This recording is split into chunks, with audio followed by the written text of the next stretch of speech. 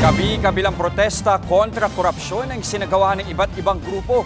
Isa dyan, mga kabataang nagbihis multo at halimaw dahil wala na raw mas nakakatakot pa sa malawakang katiwalian sa bansa. Nasa frontline ng balitang yan, si Gary De Leon.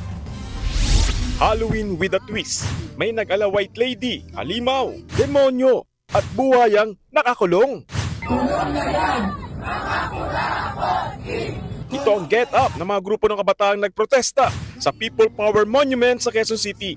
Giit nila, wala nang mas nakakatakot pa sa malawakang korupsyon sa bansa.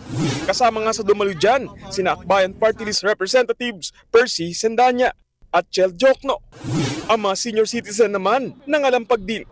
Meron sa mall at meron sa EDSA Shrine para sa Seniors Contra Kurakot Protest Walk. Nakikisa sila sa panawagang panagutin ang mga sangkot sa malawakang umanong pangungurakot sa flood control projects. Hindi dapat maging hadlang ang edad para maipakita na ang pagmamahal sa bayan.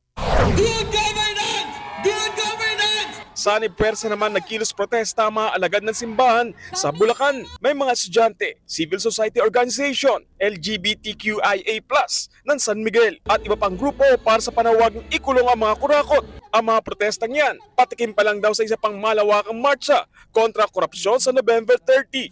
Kulong na yan! Nagbabalita mula sa frontline, Gary De Leon, News 5. Mga kapatid, Jess De Los Santos po ang inyong kasangga sa paghahatid ng balita para sa may alam at may pakialam.